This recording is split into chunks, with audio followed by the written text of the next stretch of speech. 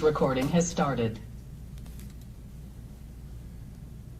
Calling case number 1600380, the people of the state of Michigan versus Jamal Ritter. Sir, could you please state your name for the record?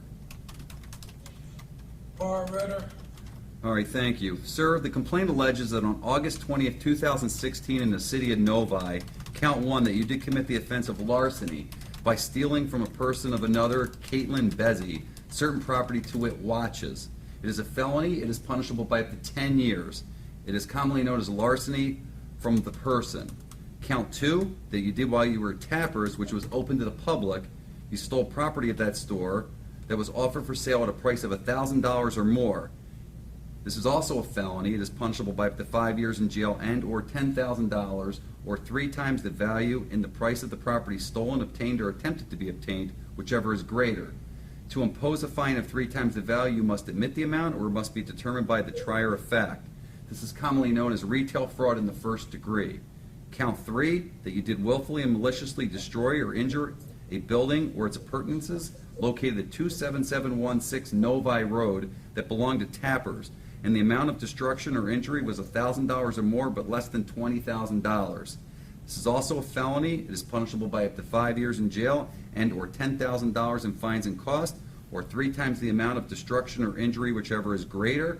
This is commonly known as malicious destruction of building, $1,000 or more, but less than $20,000. Sir, do you understand what you're being charged with and the possible penalties? Yeah, I understand.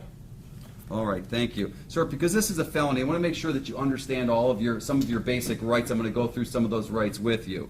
You have a right to remain silent, and anything you say orally in writing can be used against you in court. You also have the right to have this matter resolved by a judge or a jury. You also have a right to be represented by counsel, and if you cannot afford one, I will appoint one for you.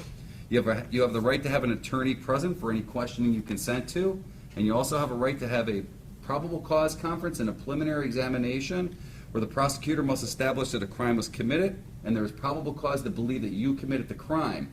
Do you understand all of your basic rights? Yeah. All right, thank you.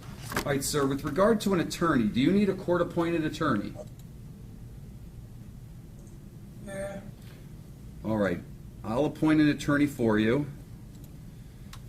With regard to bond, I have somebody from pretrial services that's going to give me a bond recommendation. If you could state your name for the record, you may proceed whenever you're ready.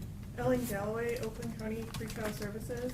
The defendant was interviewed this morning at the Novi Police Department, and his information was verified with his sister, LaQuisha Ritter.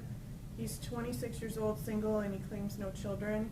He stated that he resides at 3574 Ethel Street in Detroit with his sister. However, his sister states that he lives at 11322 Winthrop in Detroit with her and her minor child. The defendant states he's never been employed and that he has used alcohol and marijuana in the past but does not use them regularly.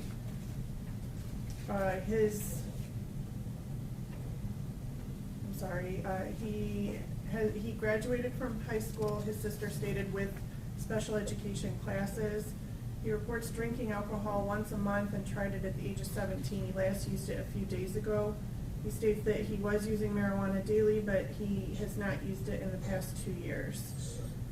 The defendant states and his sister confirmed that he has some significant mental health issues and some physical health concerns. Per Oakland County and Wayne County records, the defendant does not have a juvenile history, and per JIS, JDW, and court records, the defendant does have 2 outstanding bench warrants, one from the 25th District Court for disorderly conduct, one from the 27th District Court for assault and battery.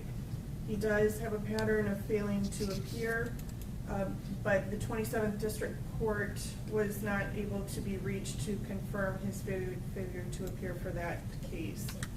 Based on the defendant's past contacts for violence and his disregard for the public safety, pretrial services will be recommending a cash surety bond in the high range with pretrial services, not use any alcohol or controlled substances, participate in substance abuse testing, not possess any firearms or other dangerous weapons, not enter Tappers, the premises or areas, not assault, beat, or wound any person associated with that, and have no contact with Tappers or 12 Oaks Mall, no contact with the alleged victim, Caitlin Bezzi, and to have electronic monitoring, GPS tether prior to release, only to go to medical, attorney, court, testing, or verifiable employment.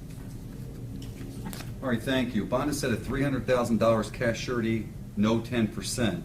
Your bond conditions are you're not to return to Tappers or to have any or to go to 12 Oaks Mall. You're to have no contact with Caitlin Bezzi. You're not to assault, beat, molest, verbally harass, intimidate, or threaten the complainant or any witnesses. You're to personally appear for all your court proceedings. You're not to leave the state of Michigan without court permission. If you change your phone number or address, you need to contact the court and let them know in writing.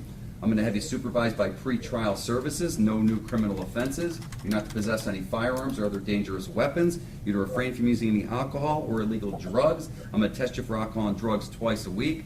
I'm also going to have you set up with a GPS tether prior to release. You can go to medical, court, attorney, testing, and verifiable employment. Sir, do you understand all of the bond conditions? Yes. All right, thank you. I'm going to set this matter for a probable cause conference. The probable cause conference is scheduled for 8/31/2016 at 9:15 a.m. and the preliminary examination is scheduled for 9/7/2016 at 1:30 p.m. Thank you. That concludes the arraignment.